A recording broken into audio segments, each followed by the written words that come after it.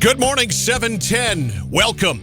Hour 2, Mike Violette Show underway on this April 20th, 2021. The show brought to you by Kennebec Electric and Lighting. You can live stream us anytime, day or night, 24/7. Go to legacy1160.com. That's powered by the Harry J. Smith Company, Sanger Avenue in Waterville. You can also see us and hear us on Facebook Live and YouTube. That feed brought to you by Moody's Collision Centers. Coming up in a half hour, State Representative Jennifer Poirier will join me. Coming up after the 8 o'clock news, Michael Shepard, political editor of the Bangor Daily News. Right now, however, we look towards Central Maine Power Company. Can we be rid of Central Maine Power Company? Well, there's a group, a bipartisan group, I might add, of state reps and state senators who yesterday got together and talked about a consumer-owned nonprofit corporation that would take over for the electric companies of Central Maine Power and Versant Power under a bill announced by this group yesterday. One member of this group is State Representative Nathan Carlow, the Republican from Scarborough. And Representative Carlow, good enough to join us on the program now for the first time. Nathan, good morning, young man. How are you? I'm well, Mike. How are you? I'm fine. Delighted to have you on. So, I was going to ask you how this idea came about. We know how it came about because basically CMP sucks and we need to do something else. But we've heard in the past about a state-owned and state-run public utility. This has nothing to do with the state, correct? Absolutely right. This is not a state-owned utility. I know last session Representative Berry introduced legislation LD 1646 that would basically have the state buy out CMP and Versant. This is not what this legislation is proposing at all. It's proposing consumer ownership, and we can talk about that a little bit more in detail later on. So how do you go about literally getting rid of Central Maine Power Company? I mean, they have all of the infrastructure, or what infrastructure they've put up. They have everything. So do you literally buy them out? So that's a really good question, and not a lot of people know this. But the state of Maine gives CMP and Versant a franchise, essentially a monopoly to operate here. You'll notice that they don't have to deal with any competition, and they don't have really any incentive to improve their service. However, the state can revoke this franchise at any time when it deems they're no longer serving the people. And I believe, as do many of my constituents in Buxton and Hollis, that the time has come for that to occur.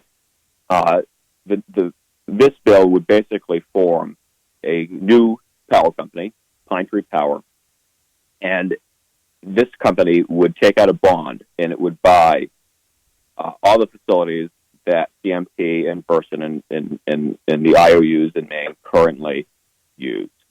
And any bond bank will be happy to supply them with this funding.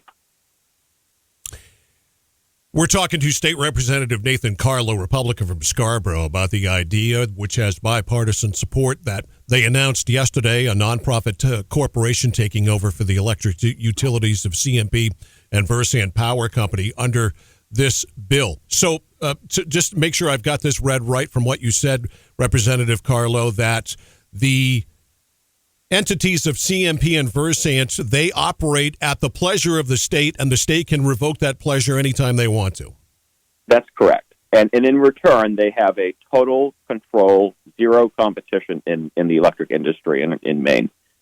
They haven't been holding up their end of the bargain, and I think it's time that we revoke their privileges that we have given to them in statute. Why would anyone be against this bill, Representative Carlow? Well, and I'll be honest with you. I'm big enough to admit that I was skeptical of this proposal at first, and I'm really happy to share how and why I finally agreed to co-sponsor this. Please do. Please do. Major piece of legislation. Before I decide to co-sponsor anything or support anything, I conduct quite a thorough review of the subject matter.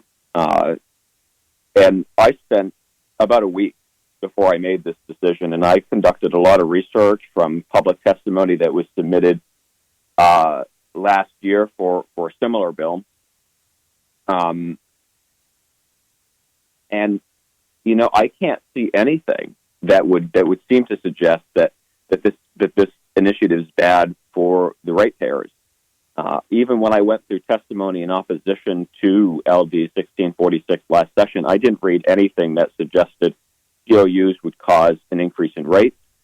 And in fact, numerous studies suggest, and even the most conservative estimates in these studies still found that the long-term cost of keeping existing IOUs in place are astronomically higher than the temporary costs associated with the switch to COUs. And there are other reports, namely the one drafted by Dr. Richard Selkman, who is an energy expert here in Maine, located in Maine, suggested that the ratepayers will benefit far more. He's State Representative Nathan Carlow from Scarborough, Republican from Scarborough, one of the co-sponsors of this bill, which would, for all intents and purposes, eliminate Central Maine Power Company and create a non-profit to run, what is it called, Pine Tree Power, Nathan? Pine Tree Power. Okay, so is the primary reason, aside from the usual incompetence that we are used to getting from Central Maine Power Company, is the fact that they are a for-profit entity and owned by for-profits, mostly foreign entities, and they're looking to please shareholders and stockholders. Is that one of the primary reasons in your mind, Representative Carlow, that we have such high electricity prices in this state? I would say that's one of the reasons. There are certainly other factors. Maine is a heavily forested state, as you know, but this isn't an excuse. New Hampshire is heavily forested. Other New England states have their own issues in terms of the weather, in terms of their environment, but they're much higher in terms of reliability and in terms of customer service and customer satisfaction. The flaws that plague our electric industry today are well known. We have the lowest reliability, the worst customer satisfaction. We experience the most frequent and the longest outages anywhere in the country, and really, to add insult to injury, we have among the highest rates. And I think that is what this legislation really wants to address.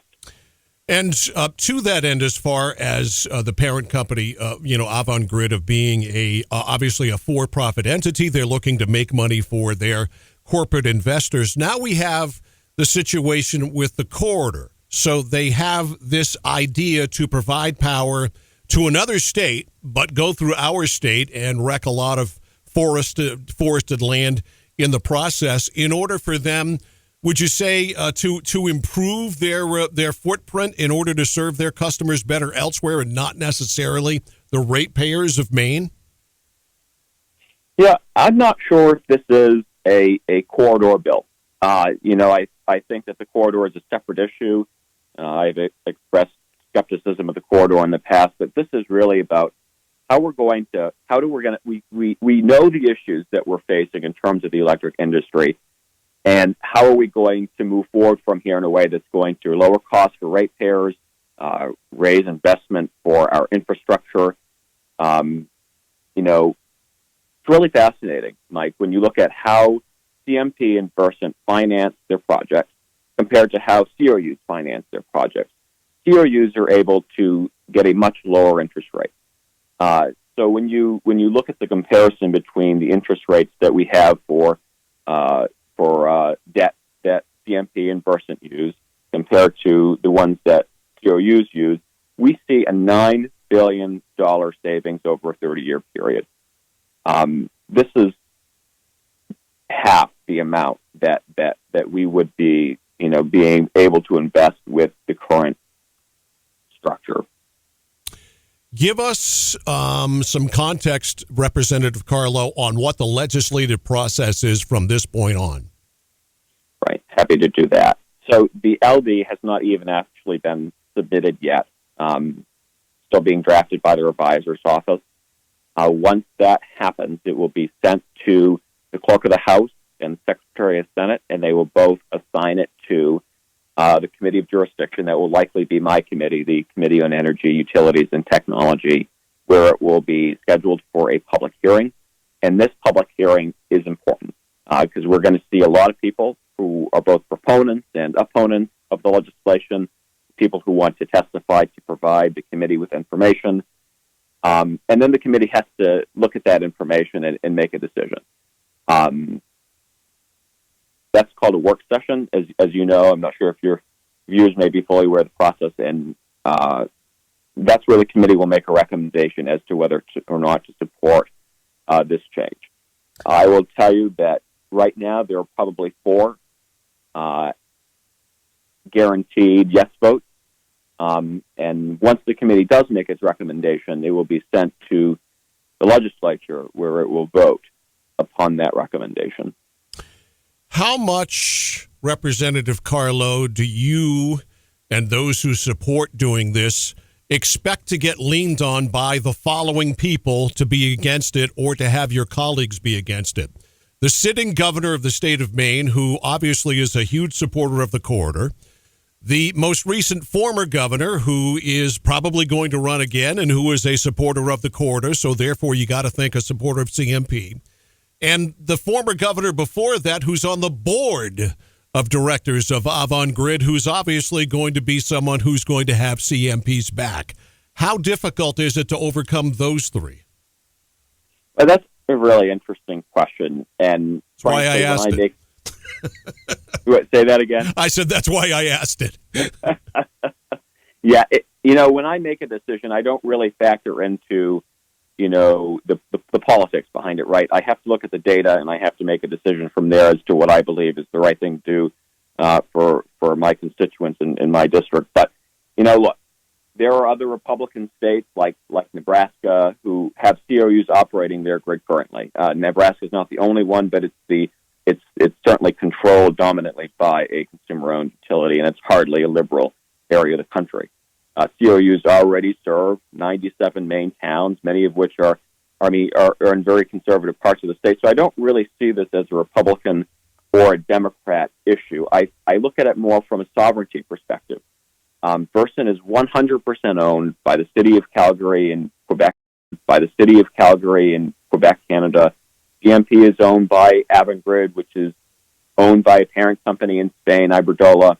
I mean, Mike, I serve on the Bonnie Eagle School Board. Mm-hmm. Can you imagine if schools were run this way? If instead of locally elected school boards making decisions for schools, we had foreign for-profit corporations setting our educational policy? I mean, that idea would just simply be ludicrous, and it's no way to operate the electric utilities that we depend on either. Last question here, Representative Nathan Carlow, Republican from Scarborough. What's your hunch here on making your way through the legislative process? How's it going to go? I think that, I would really advise, my colleagues on the Energy Committee to not dismiss this. I know that this bill, the similar bill that was submitted last session, 1646, that was a radical proposal.